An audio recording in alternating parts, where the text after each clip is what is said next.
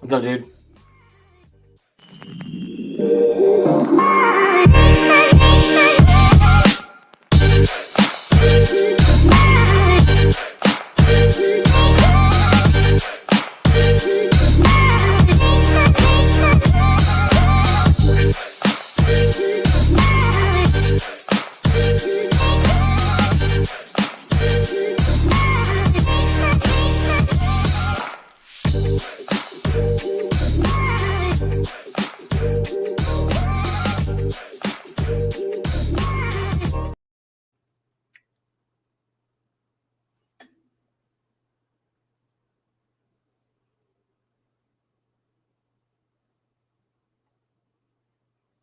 Hey, everybody. Welcome back to Fourth and Wrong, episode 20. Today is June 25th. Today we have a lot to discuss. We will take some time to preview our thoughts on the win totals in the Big 12, talk a little EA Sports and their most recent ranking of the toughest stadiums to play in the country. We'll talk about what I think is a puzzling decision with Brent Venables being extended at Oklahoma. And we've got a lot to talk about today. It's going to be a good, juicy episode. Chris, how are things? Are you back in South Carolina? Are you still in Atlanta? Still in Atlanta. Look at that. Look at me go. What's going on? Yeah, still in Atlanta. Probably going to head back this weekend. Cool. Well, let's get into the show. If we don't want to talk personal stuff here. EA Sports comes out with the list. Strong start by me. My bad. No, I'm excited to still be in Atlanta. Whatever. By the way, what were you up to all weekend? I saw some pics on Instagram. I saw some not so subtle stories being shared. Yeah. I mean, it is what it is, dog. Maybe dating a little young Philly. Why are we starting the show like this? Celsius has human feces in it. Oh. How did you spell feces right and Celsius wrong, Evan Steve? Celsius is kind of a tough word to spell. That's fair. Also, it's always good to have Evan Steve here. And Evan, always staples. A bunch of people in the chat. So there we go. You want to start about the EA Sports game, which I'm fired up, coming out less than a month now. We got about 3 weeks. Yeah. I pre-ordered it. You did? Yeah, so I think I get it 2 days early. Maybe I'll just stay in Atlanta until then. Yeah? There's not really a reason to go home. That's true. We'll see.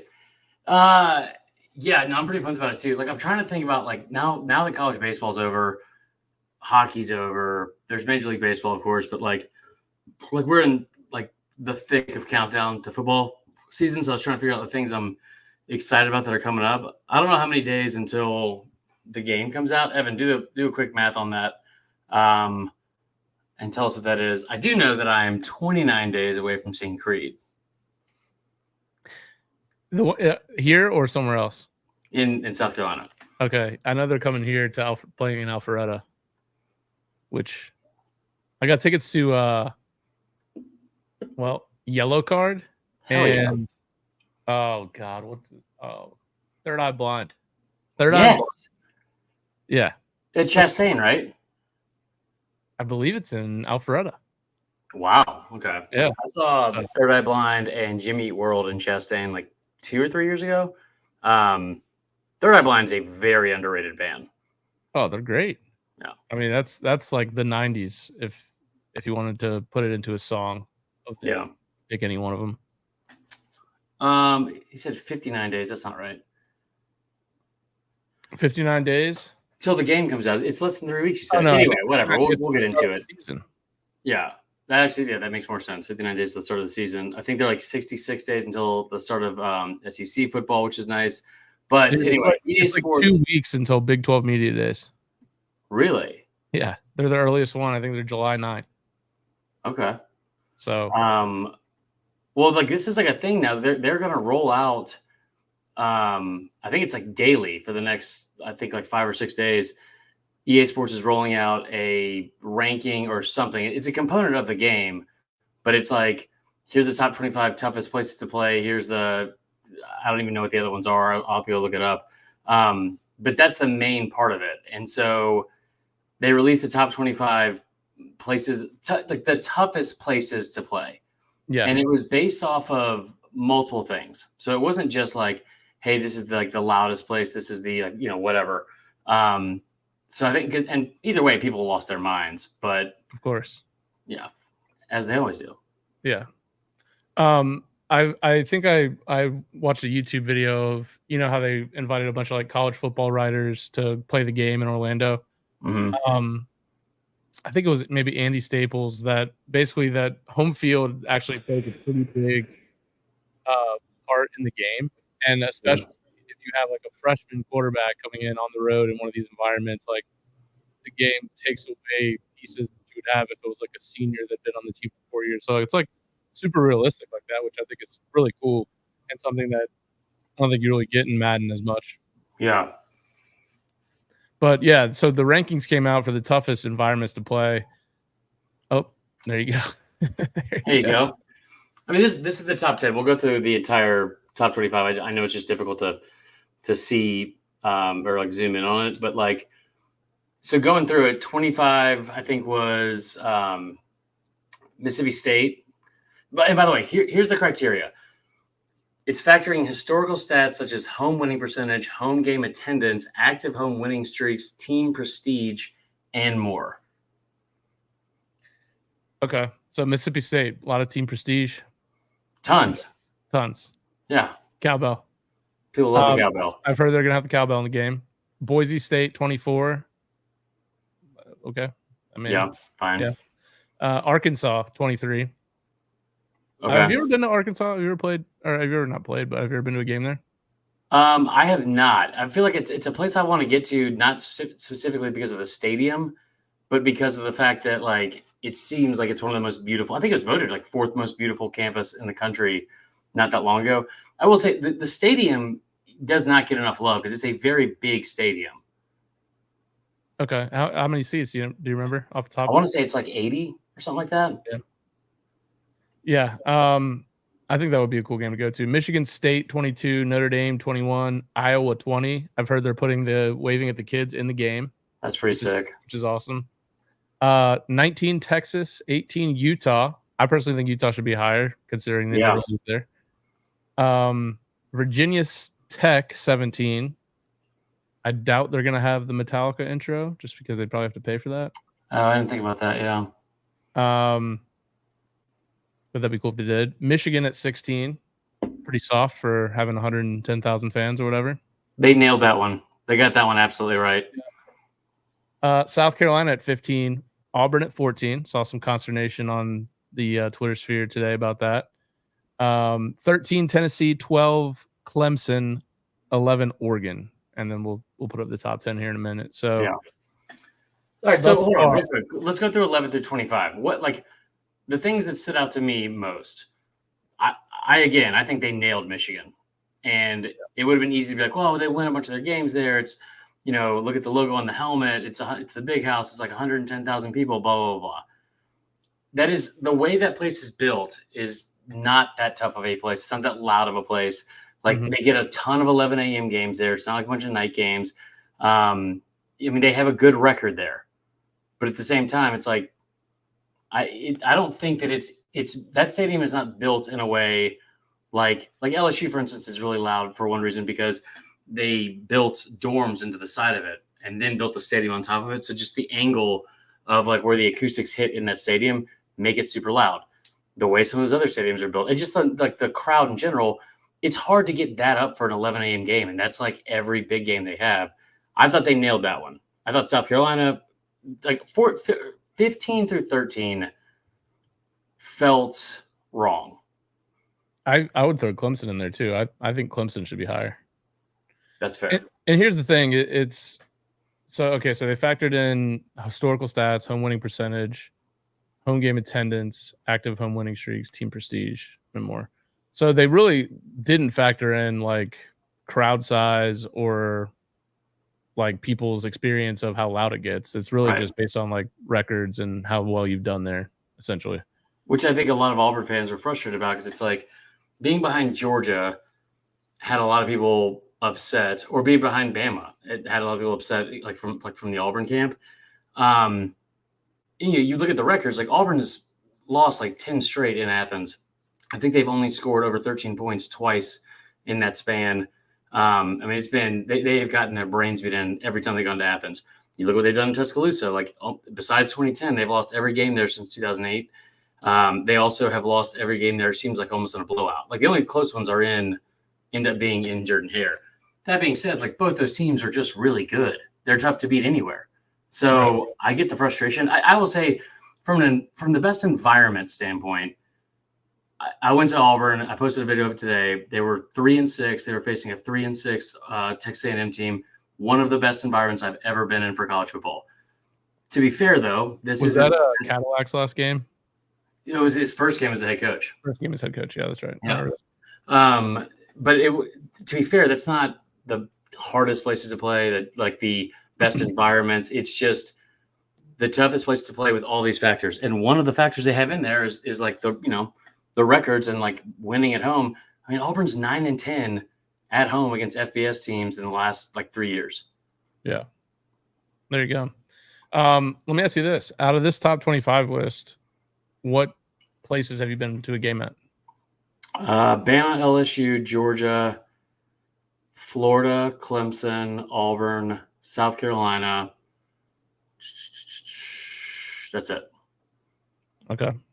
How about you? I've Alabama, Georgia, Florida State, Florida, Clemson, Tennessee, Auburn, and that's it. Nice. Well, either way, I mean, like, just looking back at this top 25 or like 11 through 25, or like maybe you're right, 11 through 15 all could make a case of being in the top. Like if you switched 11 through 15 with 6 through 10, I wouldn't argue with you. Outside of maybe Penn State, like I would not argue with you. Yeah, and I also think that this can vary. At least I'll totally admit that when Florida State like isn't playing well, their crowds kind of suck. Like they're not one of those fan bases that's like Nebraska that shows up 100,000 deep to a spring game every year, no matter what. Like kind of a fair weather because it's a harder town to get to. But when it's going well, I mean, I've been in games in there that are just incredible. Yeah. But like I could say, like I just happened to go to a terrible game when it was Auburn against Tennessee at Auburn, and it was like the worst environment I'd been to. But it just depends on the games you go to, right? Yeah. I mean, had I gone to a Auburn Georgia game at night there when Auburn was peaked, I'm sure it would have been way different experience. I mean, I will say that like what I went to at Auburn was like not lightning in a bottle, but it was just like like a perfect storm of like you got rid of Harsin, Cadillac is going to be your head coach. That entrance onto the field was insane. You were in a game against a team you probably should not have beaten, and then you do.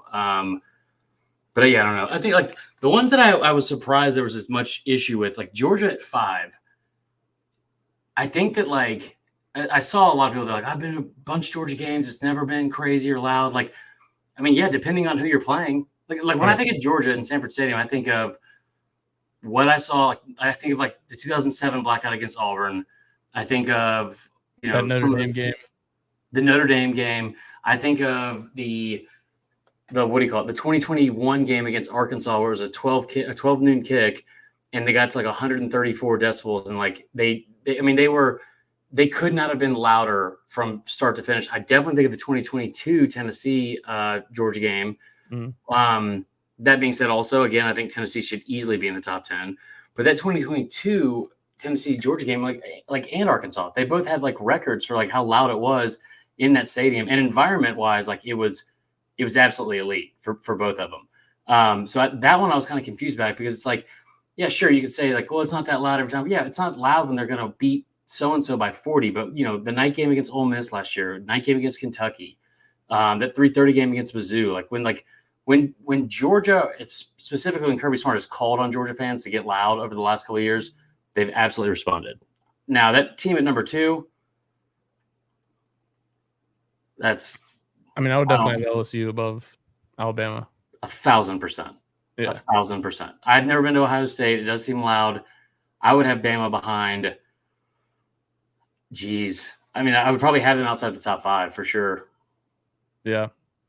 Yeah, so I've been to a couple Bama games. One was when I was in high school, and it was like 2003, so I don't think that they were great. I think those were the Brody Croyle years, if I remember correctly, and they were playing like Mississippi State. But then I went to a game. I think you were there the same weekend. It was Urban Meyer's last year at Florida night 2010? game. 2010, yeah. Yeah. Did we run into each other that night? No, that was a night game. Yeah. That night. No, we did not. You were on the field. I was up in I think I got to go. Me and Jeff went, and we got to go as with the families. We sat in that section. It was a blast. Yeah, that was a great game. Yeah, but I think just the fact that we're getting little pellets given to us by EA like this every couple of days, it's just hyping the game up so much. God bless the wives and girlfriends over the next couple months. It's going to be a rough one for them. All right, what do you want to get to next? Well, we don't have to talk about the College World Series, Tyler. I know that was tough. But actually, it wasn't tough. I mean, after that first game, I was like, anything else from here is gravy. And they had a nice run back to try to get revenge against Tennessee. Obviously, Tennessee's the best team this year. Number 1 seed, ended up winning first title in their school history, which is cool. Yeah. They've been playing baseball since the late 1800s, I think, at Tennessee. Is that real? Yeah. Hold on. Against who could they have been playing? God, I hope I'm right. The late 1800s. I feel like that would be 1894. I feel like is what I saw. 1902. What? Okay, so pretty close. They went 8-4, brother. Yeah. So I would love to see. Oh, you're right. This is 1897. There you go. Yeah. Bang. Okay. No, so I thought it was like a really fun College World Series. Like the start of it, your first 3 games all go to extras or come down to the last at bat or last inning. I thought it was from a parity standpoint and talent standpoint, it was the most talented group of teams we've seen in a while. There wasn't a wild card like an Oral Roberts. There wasn't, I'm trying to think of some other examples. Like I know Coastal Carolina won it, but there wasn't some kind of off the beaten path team that shocked everyone to get there. I mean, there were some elite teams. And you look at just from the rankings, 1 through 4 for the national seeds all made it. And I forgot who else, but it was there were some very highly ranked teams there. Florida State was a really good team. Yeah. They had one of I can't tell if he's my favorite or least favorite player, but their left fielder who was out of his fucking mind. That guy, every time he hit a ball, was just fucking pussy, just screaming at the ref or the pitcher. I thought that was a lot of fun. Tennessee was the best team in the country the entire season, and I enjoyed watching them win. I'm not a Tennessee fan. I will not pull for them to win a national championship necessarily in football, but I enjoyed watching that series for one, against A&M, and then also just that team the entire latter half of the season. They were not like the 2022 Tennessee team at all. A lot of likable guys, played really, really hard, played the right way a lot of times. They were legit. Yeah, I think the most unlikable person on the team is the coach. And I don't dislike him. Yeah, I do. But I didn't have any problems with the players. That Christian's who's the leadoff kid? Cam Scott? What was his name? Simo. Yeah. Dude, that kid, he had a freaking cycle against us. The ball he hit to center field against y'all was one of the hardest hit balls I've ever seen in my life. Yeah. That was wild. So, congrats on the real balls. quick. And then A&M just gets the double slap to the face with the, you know where I'm going with this. Yeah, well, talk about it. Because that's what I was going to ask you. I just now saw that it happened. Yeah, so the A&M coach, after they lost last night, in his press conference was basically I'm never leaving. I'm fucking never leaving here, brother. I'm an Aggie for life. He was pissed at the question. It wasn't even 12 hours later. My man is just out the gate to Austin, Texas. I mean, to be fair, so it sucks. My man, get a PR firm, dog. If you know that there's even a slight chance you're going to Texas, you can't be saying that. Well, here's the thing. We've seen enough coaches be in this situation at this point to where it's like there's got to be some sort of very simple coach speak that you could throw out there. His opening response to it was how disrespectful it was for that guy to ask the question. Like just insane. If you get on your high horse like that, and then right, and then you find out this is what happened. It's like what? Yeah. It's like so he leaves. They haven't said anything about what he's going to pay him. I think like it kind of makes sense if you think about it because like Texas, we don't know a ton about college baseball, so we're not going to pretend to. But I will say it kind of makes sense because I'm pretty sure that the AD at Texas is who hired him at like TCU. So, and Texas is going to throw a shit ton of money at him. I did think it was like just from like a theatrical standpoint. I thought it was hilarious that those two teams are playing in a Game 3, winner take all, like very last game of the season for the national championship in Omaha, and Texas shows up the day of between their arch rival A&M and in Tennessee, and whoever. Like I mean, they were going to make an offer for both coaches, like regardless, and they did. And then like, listen, I'm not a huge fan of how Texas fans, I feel like in the administration can like usually handle themselves, but this is a pretty big like lay it on the table moment for Texas in terms of like less than 24 hours. You said less than 12 hours. That's insane. Well, last night he was having his press conference, and then I saw at some point, so maybe more than 12, but less than 24. So yeah, just crazy. But yeah, good for Tennessee. I'm sure that it's going to be interesting. I was reading an article, this is the final class of all the like COVID seniors that have been around for like 6 years on all these teams. And so they said there was like a huge like percentage of juniors and seniors that were taking basically all the playing time across the country, and they're all moving on. And so there could be a total shift next year in who's good and whatnot. So it should be interesting to follow. I did see that the ratings were like through the roof this year for the College World Series, which is good because it was a good tournament. All right, before we get to the Big 12 preview, do you want to talk about? I know you had a big win today. Oh yeah, so a little recruiting. Yeah. So people thought Bama recruiting was dead. I kind of was feeling like Florida State recruiting was dead. I hesitate to get excited about this one because this kid will probably flip to Georgia on signing day if I know my history correctly. But yeah, Florida State landed I think it's the number 6 overall composite receiver, CJ Wiley, out of my alma mater from high school, Milton High School, Milton, Georgia. Love it. I saw a lot of Georgia people on Twitter saying it was like one of the more shocking like commitments they'd ever seen, which we saw this last year with KJ Bolton. So I'm not going to get too excited about it, but it is pretty cool. 6'4" receiver. I think he led the state in receiving yards. So pretty good get. We'll see if they can hold on to him though. Looking it up right now on 247 Sports. I don't see where he's at, but because he's a top 100. I think he's a little lower. I think he's a little lower there. On 3, he's a 94. I think he's like a 90 or 92 on 247. Okay. Either way. I saw that was a pretty big get. Like Georgia has, I found it funny because Georgia, like a ton of commits this weekend, a lot of action going on, like in the SEC, and obviously all around the country. Like Ohio State continues to build just crazy good classes. Did you see their pictures, by the way? Ohio State's? Yeah. Yeah. Of like the wood panel basement? Yeah. I don't like Ohio State. I hate wood panel. That was so good. Like that struck me right in the nostalgia. That was perfect.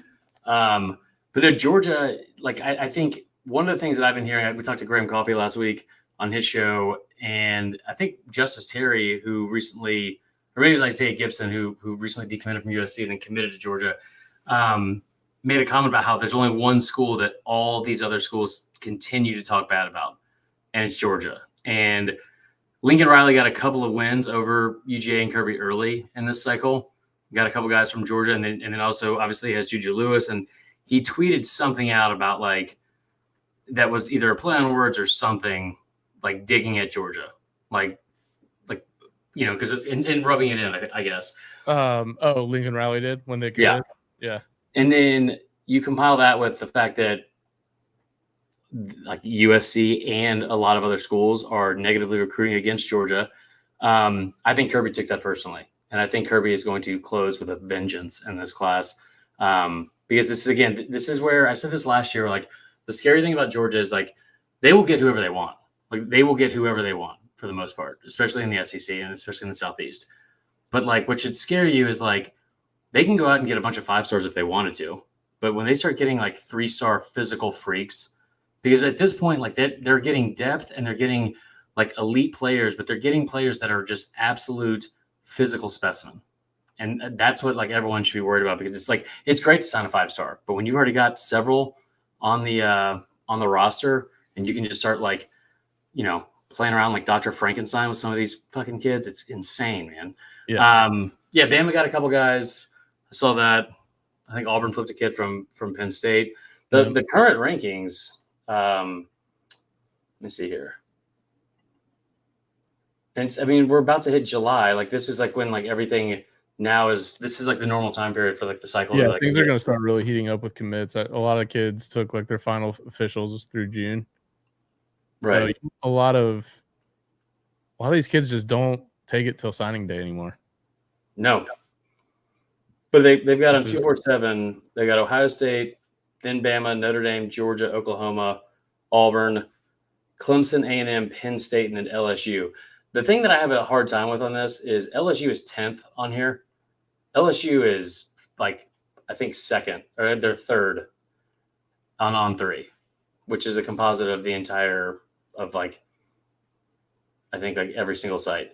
So I don't know which site you guys like tend to go to. Regardless, a lot of SEC teams. I do on 3 composite, because it takes into effect, which I know this does as well, but they weight on 3 and 247s higher than rivals in ESPN because they aren't as good, especially ESPN. Their rankings aren't as good, so they don't give them as much rating or ranking or weighting in the full ranking. So I like their composite the best, I think. Okay.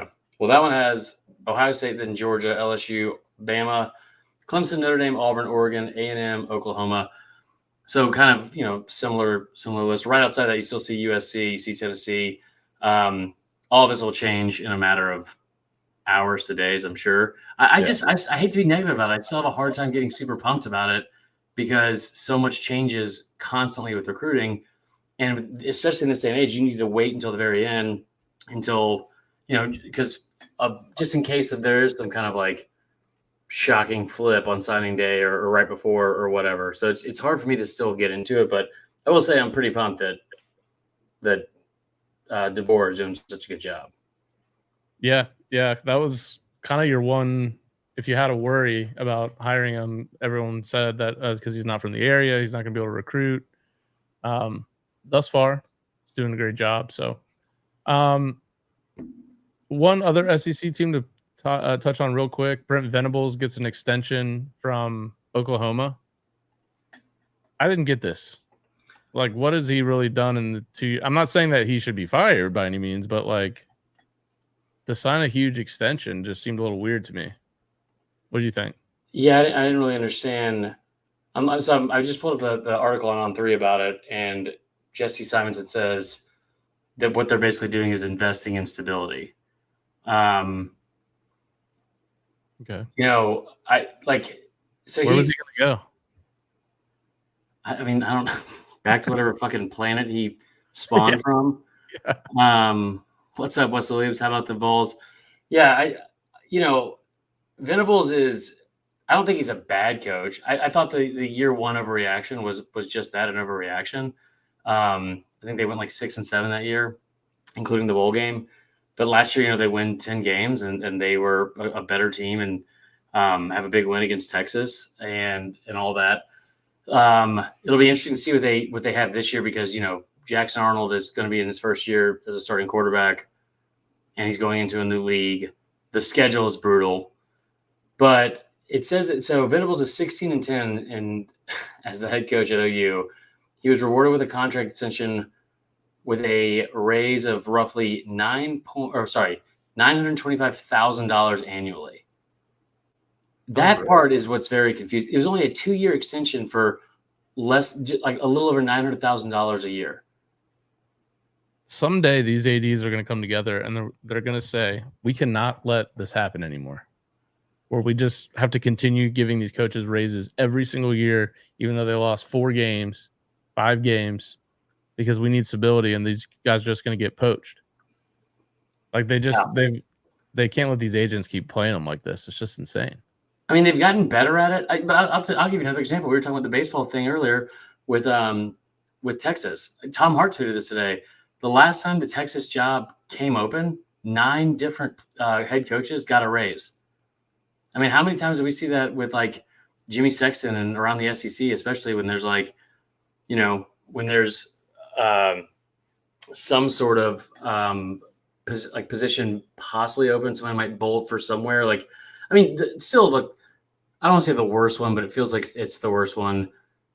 And I mean, correct me if I'm wrong, because this is the only one that stands out to me right now. But the Gus Malzahn getting almost $50 million a year for flirting with Arkansas in 2017. But see, like, here's the thing. You just said they're going to have to stop doing this. ADs are going to stop doing this and put a stop to it at some point. That specific school has done it again. Right after that, they hired another person and like doubled down on it and gave him like way too much money, more than they should have. Yep. I mean, I don't know. Maybe when the players start all getting paid, like their employees or something like that, maybe the funds don't go as far for the coaches. Yeah. Which wouldn't be a bad thing. Let's see. All right. You want to get into the Big 12 preview? Let's do it. So it's part 1. It's only half the teams. I know we have a lot of SEC fans. Might lose. We're going to talk about Colorado. We're going to talk about Utah, Kansas State, and Arizona for this one, right? Yep. By the way, you said part 1. I didn't realize this until afterwards. The Big 12 has 16 teams now? Yeah. Good Lord. Well, it's going to be called like the All-State Conference anyway, so. Yeah, fair. You want to start? So the highest win total in the conference is Utah. Brand new member. Yeah. Their win total is 9.5, minus 125 to the over. Utah won the Pac-12 2021. They won it in 2022. Last year, they were going to be another favorite, and Cam Rising went down at the beginning of the year. And despite them, like pretty much every week being like, yeah, he might play, he never actually played. Right. So they kind of took a step back last year. They lost road games. I mean, these aren't bad losses. They lost road games to Oregon State, Oregon, Washington, and Arizona.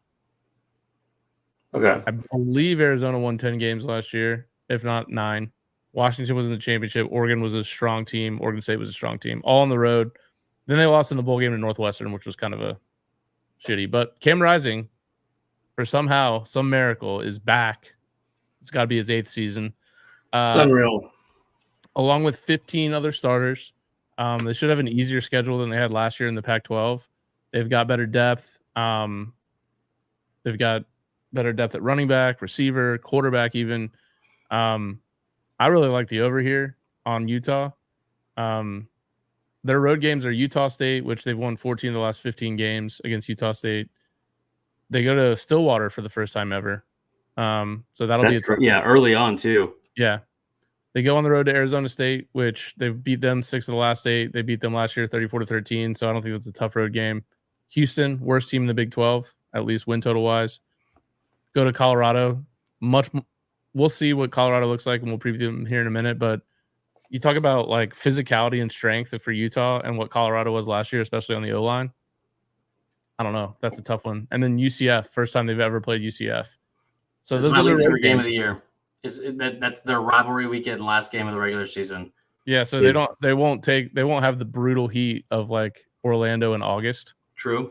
Though it'll be, closer to December by that time. So I really like you. And of course we know how they play at home. I mean, they rarely ever lose there. Yeah. So I think I love the over on Utah. And I think in their first year in the Big 12, I think they rightly should be the favorite to win the conference. So it's them, then Kansas State, Oklahoma State, UCF, and Kansas with the best odds to win. But Utah at plus 320 is still the front runner there.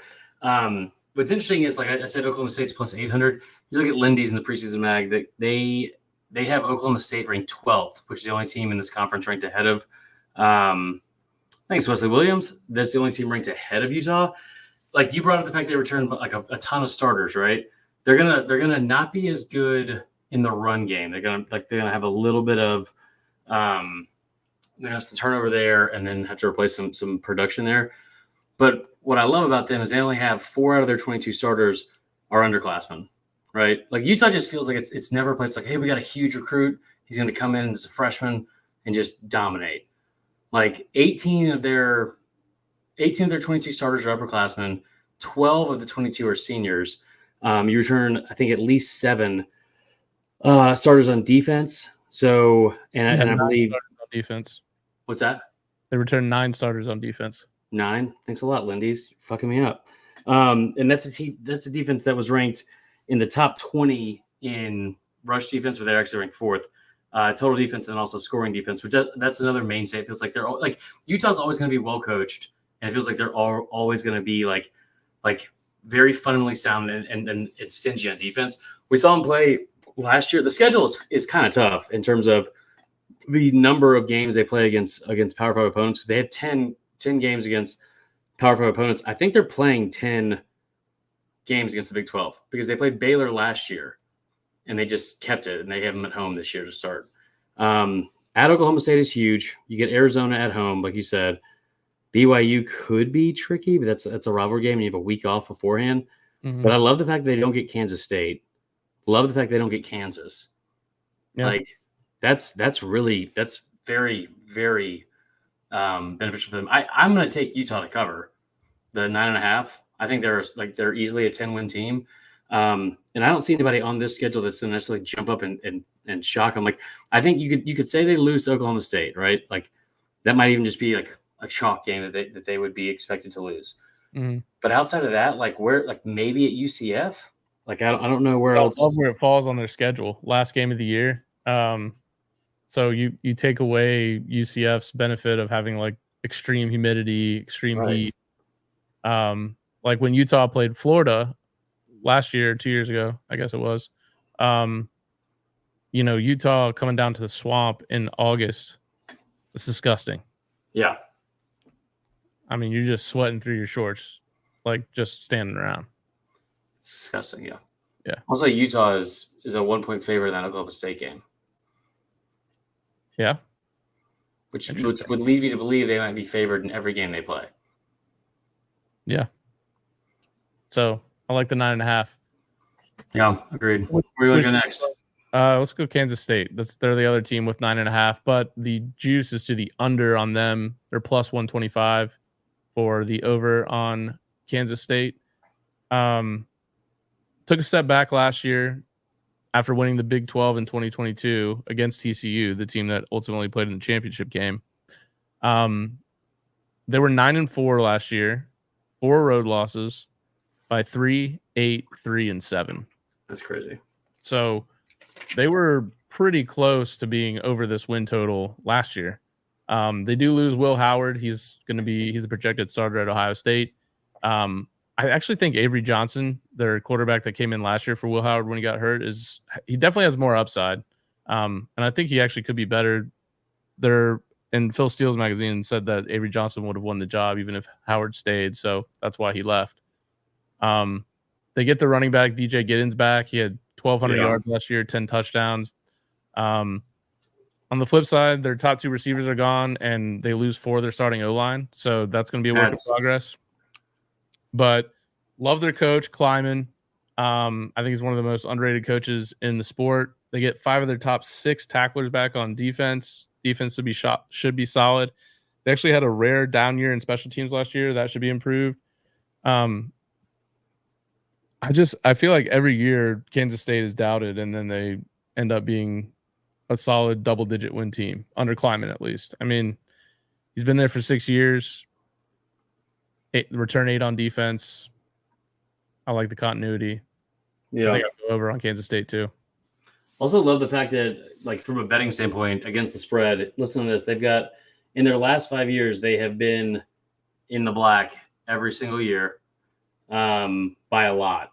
Last year they were 8-3-1, 6-4. Sorry. Last year they were 8-4, 8-5 the year before that, then 7-4, 6-4, 8-3-1. Like, they are, that just speaks to, like, your point about how they are consistently doubted. I love the fact that Avery Johnson, I like what he can do at quarterback. Like, not a ton of experience. They're also breaking in a new offensive coordinator. But they are a good physical football team. I hate that they lose four stars on the O-line. What's up, Willie Gray? Real quick, Wesley Williams, is Greg McElroy a hater or not? Yes, absolutely, he is. But I think that, like, when you break down the schedule, at Tulane, we'll see. At BYU, at Colorado, at West Virginia, I think will be tougher than people think. At Iowa State, at Houston, there's some tough games in there. And then you get at home, you get Arizona, week 3. That'll be very interesting just in terms of, like, style of play. Like, because they are going to go up against a very, very elite set of, like, skill position players there, especially quarterback and receiver. That's on Friday night too. Just an interesting twist. Yeah. Then you have Oklahoma State, which is, again, like, that's at home. Kansas at home in the middle of or like the last weekend of October. And you close with, like, a pretty easy schedule with Houston on the road, Arizona State, Cincy at home, and at Iowa State. I mean, 10 sounds right. That sounds about where they'll be. There's also, you're breaking in a new quarterback. You're breaking in 4 new offensive linemen. You're breaking in a new offensive coordinator. And early in the season, I look at 2 of those games at, like, man, like, I think you lose to Oklahoma State. I think you probably lose one of those games to West Virginia or Kansas. I'm going to take the under. Yeah. I mean, I think the toss-up games, Arizona, even though it's at home, I like Arizona. Now we'll see. We're going to preview them here as well, but they do have a new coach. Mm-hmm. So we'll see how he implements those two, the quarterback and receiver. Oklahoma State, I think, is going to be one of the top teams in the conference. At West Virginia could be a sneaky, tough game. And then at Iowa State, I actually think in our preview number 2, we're going to do Iowa State. I actually think that they could be a really good team this year. Hope so. Well, comparatively to Iowa State standards. But yeah, I'd say I'm going to go over for Kansas State here on the. Okay. I'll take the plus 125. All right, where are we going next? Let's go to Kansas. Love their coach, Lance Leopold. He's quickly got things turned around at one of the worst programs in the nation. Went from 2-10 his first year to 5-7, and then went 9-4 last year, despite Jalen Daniels, who everyone's familiar with, only starting 3 games. Yeah. They got their first win against Oklahoma last year since 1997. They returned 13 starters.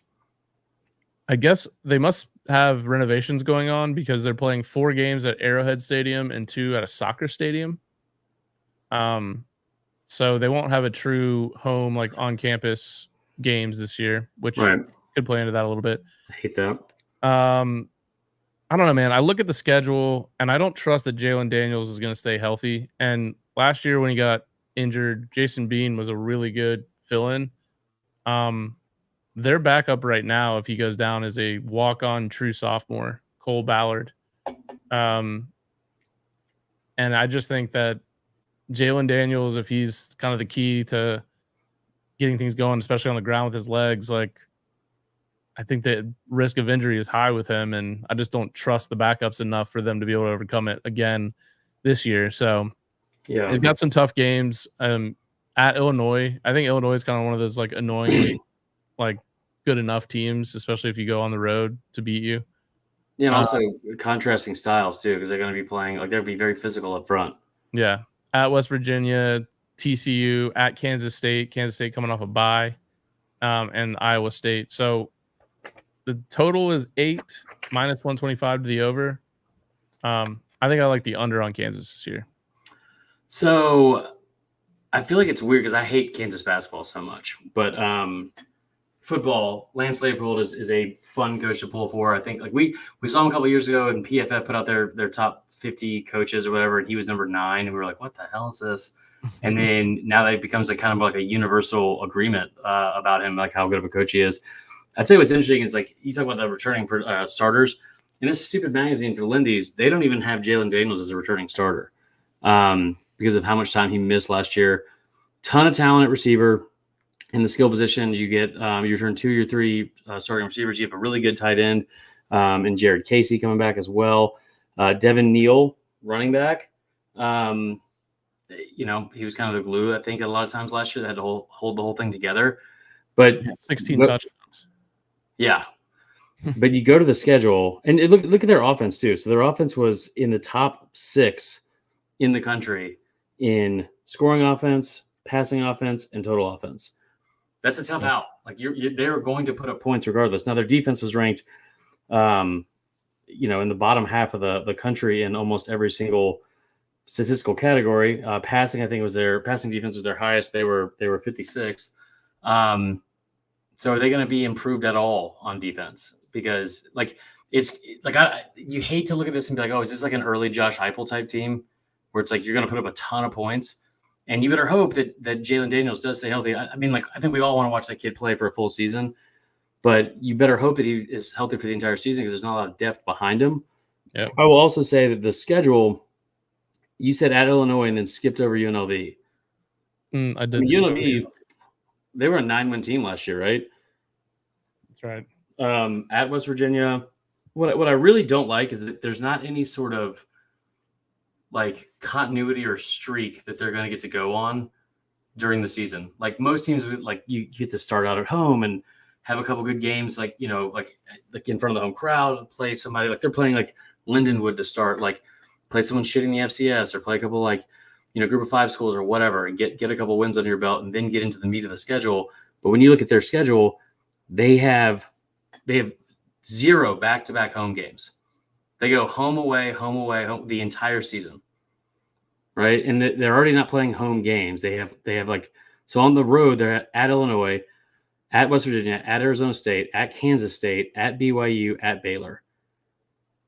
So if the total is 8 and you're trying to tell me you're going to beat Lindenwood, you probably beat UNLV. I don't know about TCU, or you'll probably beat Houston. You get Iowa State at home. I'm having a hard time coming to Colorado. So you're halfway there at 4. Arizona State's going to be a win. That's 5. BYU at BYU is probably a win. Maybe. I mean, you never know. Like BYU, talk about super seniors. They have they could have an entire fucking team of Moana out there and just destroy everyone. Those are some grown men out there. But I don't see enough on the schedule where it's like if you said best case scenario and you went started out 3-0, beat TCU 4-0 or 4-1, Arizona State 5-1, 6-1 after the Houston game. Maybe you get to Colorado. I think they push more than anything, but I hate the way that schedule is set up. So I would take the under, but if there was a way to bet on them pushing, if it's 8 or under, which is probably why Vegas has it at 8, not 8.5, I would take the under on this. Yep, I agree there. All right, let's move to Arizona. Arizona is also a win total of 8 plus 105 to the over. So Vegas thinks that closer to 7.5 potentially. The big news here, they lose Jed Fish, who really turned the program around significantly. They somehow, after he left, were able to keep Noah Fafita and McMillan at receiver. Insane. I don't know how in this day and age of NIL and transfer portal, but they finished 10-3 last year after starting 3-3. They beat 4 ranked teams. So what I'm struggling with is they get this new guy, Brent Brennan, in from San Jose State. Terrible name. I don't know anything about San Jose State, so I don't know if this is a good hire. It doesn't seem like it was anything that was those college football nerds were like, this is a great hire. So I don't know. They have a favorable Big 12 schedule. They avoid Oklahoma State. They avoid Kansas, this is weird, and I must have been from a prior schedule. They play Kansas State, but it doesn't count as a Big 12 game. What the fuck? So it counts as a non-conference game this year. And then they also avoid Iowa State, which I think will be one of the better teams in the league. So they do have a favorable schedule. I I just don't know enough yet about the type of offense that Brennan runs and if it's going to maximize what Jed Fish was able to do with Fafita and McMillan last year. I'd probably stay away from this because there's too much unknown. But if I had to make a guess, I'd probably go under just because it's a first-year coach.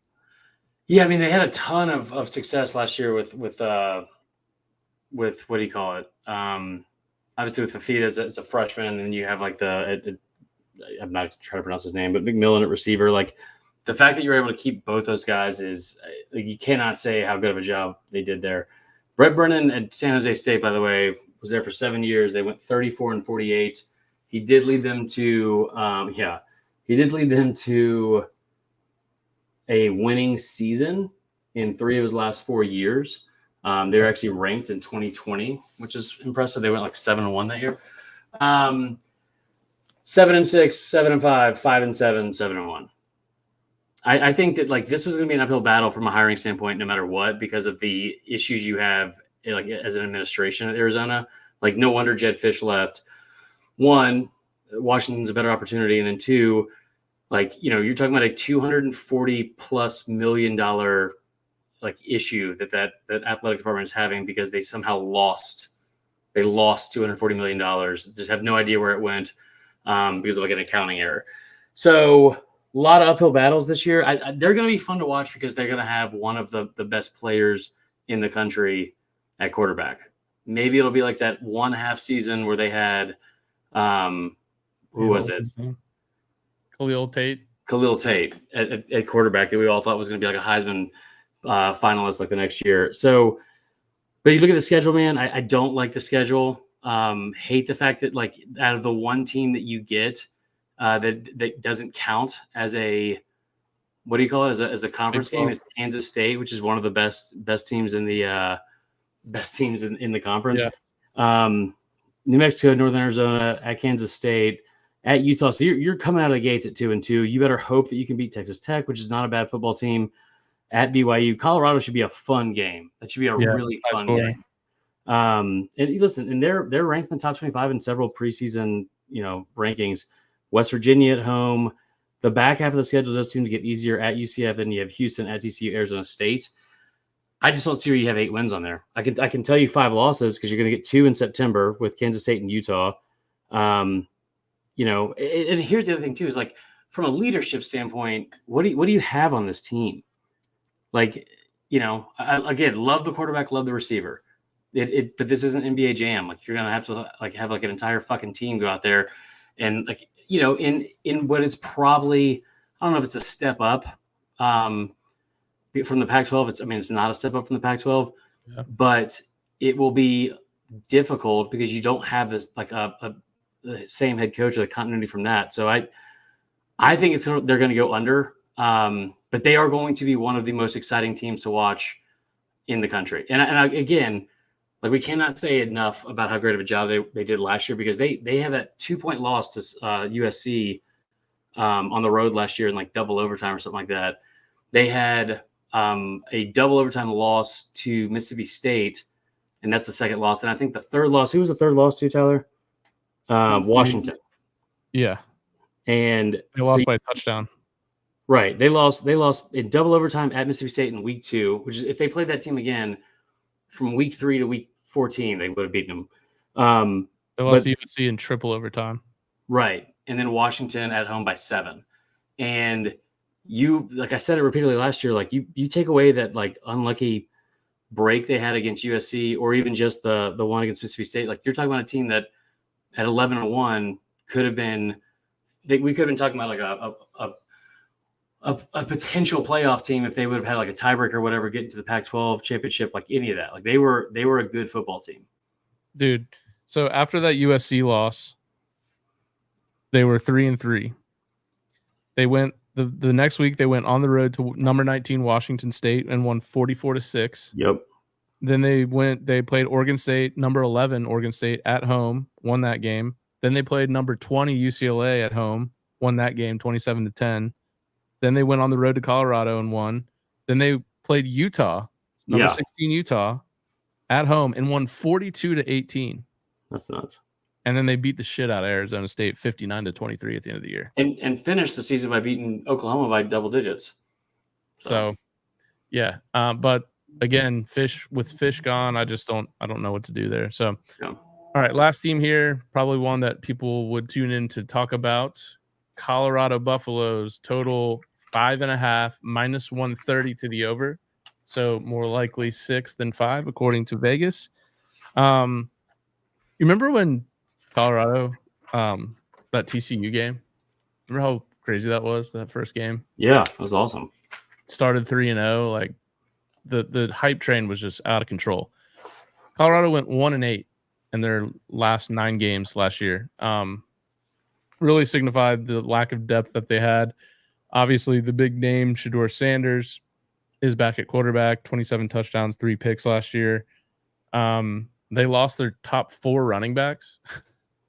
They did add Dallin Hayden from Ohio State. They actually they lost their top receiver. So even though Travis Hunter is their best receiver as far as production last year, because Hunter was out, Xavier Weaver is gone. They brought on a ton of talent on the D-line through the transfer portal. All that being said, man, 5.5, so they got to get to 6. I look at the schedule. I see 5 and 7 at the very best. Yeah, I thought their win total was at 4.5. On DraftKings today, it was like 5.5. Oh no, I checked. It definitely was. I'm just like. Also, they are the most bet on team in the country to win the national championship or win the college football playoff. Like 4% of total money that is currently out is on Colorado to win the national championship, which I'm pretty sure is just all Keyshawn Johnson and RJ Young. Dude, did you know that the most bet on person being the number 1 pick in the NBA draft tomorrow night is Bronny Jr.? Why? Is literally throwing away money. Yeah. Although I could see the Hawks doing something really dumb like that, being like, listen, we're going to draft Bronny, and then LeBron's going to come. I'd be down for that. But then the Hawks will draft Bronny, and LeBron will like extend with the Lakers, and they'll just be stuck with a kid who probably shouldn't have even been drafted. I would still be down for that. All right, back to Colorado. We just did the ESPN thing 1,000%, which was like, we're going to take a quick break from talking about Colorado and Deion Sanders, talk about LeBron James. Afterwards, make sure you tune in. We're going to be talking about Dak Prescott and the Dallas Cowboys. All right, Colorado. Obviously, you have 2 of the best players in the country, according to a lot of people. I think you got one of them. I think you have one player who's maybe one of the best players in the country, with Travis Hunter. Shedeur Sanders put up really good numbers last year in year 1. Also took a lot of sacks. Which, like, I don't feel like that's on him. I wouldn't normally either, but I did listen to a pod, like a real nerdy college football pod, that they like track when the sack is on the quarterback versus on the O-line. And he tends to take a lot of sacks that he shouldn't. I mean, either way, 56 total sacks. 56 total sacks, which was the second most in the entire country. Somehow Old Dominion had 62 that they allowed. That's insane to me. Dude, he had negative 77 total rushing yards last year. That's crazy. So he had 400 rushing yards, like if it was like the NFL and they weren't stupid and counted sacks as like rushing losses. He had 394 rushing yards going forward, but lost 471 yards through sacks and other things. So one of the issues I have with Colorado is, remember, like I told you this in 2022, they weren't like, they were 1-11 in 2022, right? The year before Deion got there. And they had, I'm trying to think, they gave up less than 40 points twice that entire season. They finished the year, their last 6 games of the year, giving up 42, 42, 49, 55, 54, and 63. They gave up over 50 points per game. That's insane to me. And then you look at 2023, it's like you bring in, your D coordinator. I forgot who it was. It was a pretty recognizable name. Wasn't it Charles Kelly, or was he just on staff? Yeah. Well, I think so. Either way. He's at Auburn. Hold on. Where'd it go? You have Robert Livingston coming in, who was with the Cincinnati Bengals. So that does nothing really for me. I don't really know if they're going to have an improvement or not. But I will tell you this, from the numbers I said a year ago, then you see what they gave up last year. Now, in the first half of the season, they gave 42, 35, 42, 48, 46, 56. They improved, but they still gave up a lot of points. And then you look at like the last half of the season, your bread and butter of this team is supposed to be Shadur Sanders in the offense. They didn't score over 20 points in 4 of their last 5 games, which is like inexcusable to me. They also lost to Stanford, who was one of the worst teams in the entire country, especially in Power 5, and blew like a massive lead against them, lost 43-46. And it was all one player. It was all one player. Like, so the receiver was just dominating them. Yeah, the whole time. So I think that this is going to be, when I look at Colorado, I expect to see, like this year you have North Dakota State, which that's going to be a good game. Dude, I know. That's what I'm saying. Take a look at the schedule and tell me any game on the schedule that you feel like is like a sure win for them. Because North Dakota State has won 9 national titles since 2010. And then you have at Nebraska. Colorado State should be a win, but it's on the road, and that game was like somewhat tight last year. Yeah. Baylor at home. At UCF should win the Baylor game, but like, is that a guarantee? No, I think Baylor should be better this year. At UCF, yeah, and like they still have Dave Aranda as the head coach of Baylor. Like Baylor was awful last year, especially that defense, which is I don't understand how because they have Dave Aranda, but like you would have to Big 12 in 2021. Was that? Remember when they won the Big 12 in 2021? Yeah. With Dave coach, like how'd they get so bad so fast? No clue.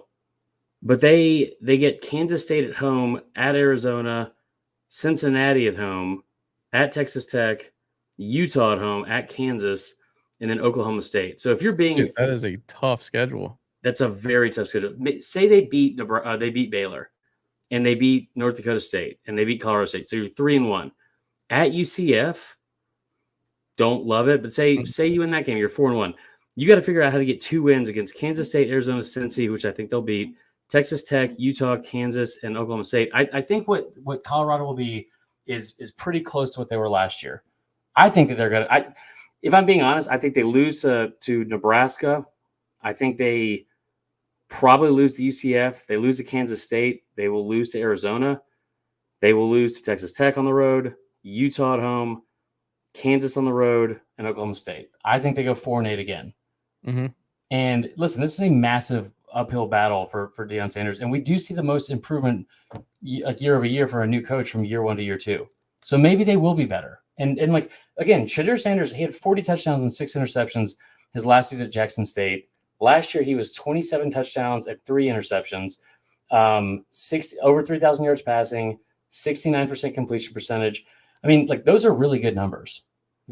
And something about that makes me feel like, okay, you're not a big enough risk taker. If you throw 3 picks and you complete 70%, like to me, you're taking the easy you're taking the easy passes. The yards per attempt was only 7.5 yards per attempt. And I will also tell you that, like, when you look at the second half of the year, like besides the Stanford game, when he balled out, he finished the season with like Arizona State had 5.7 yards per attempt, 5 yards per attempt against UCLA. Both those games were on the road. He really struggled on the road, minus the TCU game. I think he's a good quarterback. I think that he has taken on probably more than he should have given himself because of his own arrogance. But I look at the schedule. I don't see them over 5.5 at all. What we see with Colorado is this: Colorado will be must-see TV like every time they're on, and they're not opposed to a bigger game. Like this is, I would love to have Colorado After Dark every single week, like we did at the start of last season. I will tune in. It'll be great. They are a very polarizing team with a lot of polarizing players, but Travis Hunter is one of the best players in the country. They should have some other talented guys coming in.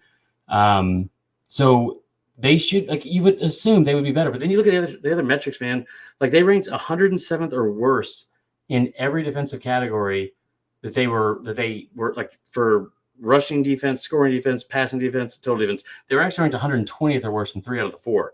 And then you look at like some of the stuff that like how do you replicate this? They were +9 in turnover margin last year, which ranked in the top 12 nationally. Are you going to replicate that this year, like, versus last year? Probably not. So I think we know what Colorado is, and I think that like there hasn't been enough change to their approach to like beat legitimate programs and teams to where I would take them seriously and cover 5.5. I hope they do. I hope we have a story, because I think Deion's great for college football, but I cannot see them getting over 5.5. And it does feel like that Vegas like tick that line up to 5.5 strictly because of how dumb the public money has been. I agree. I think it's a great time to get in on the 5.5. Gamble responsibly, though. Yeah. All right. So that is the first half of our Big 12 preview. Obviously, next week we'll get into part 2, where we'll cover the rest of the teams in the conference. Anything before we head out, Chris? I don't think so. All right. Well, thanks for tuning in, guys. There's currently over 600 of you here tuned in live, so we really appreciate it. And we will be back next Monday for round 2 of Big 12 preview. Peace.